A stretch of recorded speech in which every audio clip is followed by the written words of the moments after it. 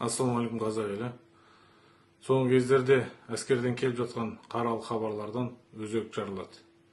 Өздеріңіз естіп жатсыздар, соңғы кездерде міне қаншама әскерге өкілеп жіберген балалардың барлығын табытпен алып жатыр ата-аналар. Анау Ербаянның жағдайын естісең, мынау Ұланның жағдайын естісең, тағы да Индира ханымның жағдайын естісең, өзегің өртенеді.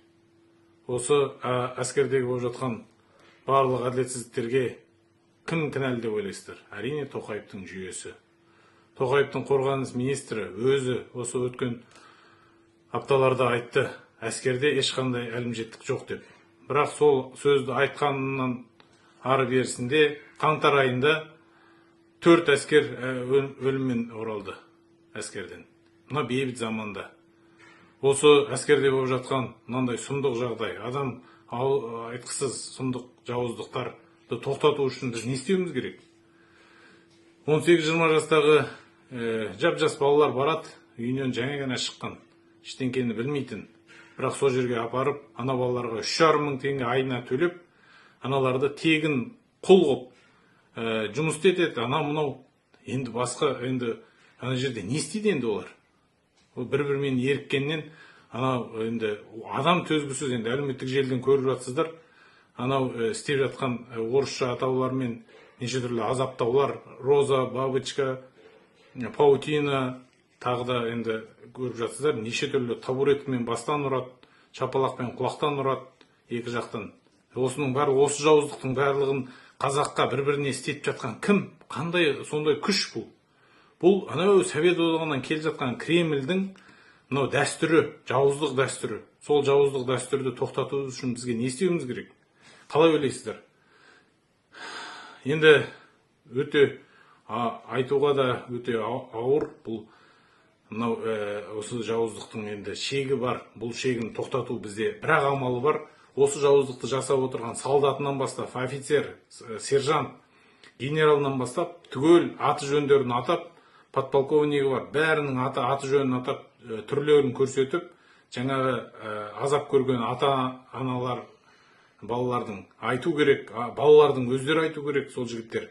Енді мен стукач болмайым, жаңағы терпила болмайым, ана-мынау деп, жалған намыспен, егерде осындай өздеріңе психологиялық сондай бір кедергі қойып алатын болсаңдар, сендер жауыздыққа жақтас болған, сол жауыздықтың, сол жамандықтың қорғаушысы болған болып шығасыңдар. Сондықтан да барлық қазақ елі сол әскерден инвалид болып келген, кем дегенде барабан жарылып келген, басы контужен болып келген ата-аналар, айтыңыздар, ашыққа шығыңыздар, айтыңыздар.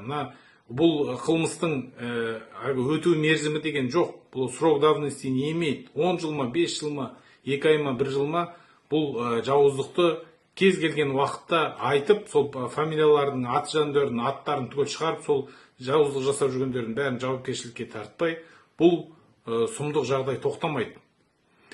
Тоқаев 15 күн берді өткенде. Ол 15 күннен 2 ай өтіп кетті. Ешқандай нәтиже жоқ. Сондықтан да құрметті қазақ елі, өздеріңіз көріп отырсыздар. Бізде шын саяси партия құрмай ештеңе шешілмейді.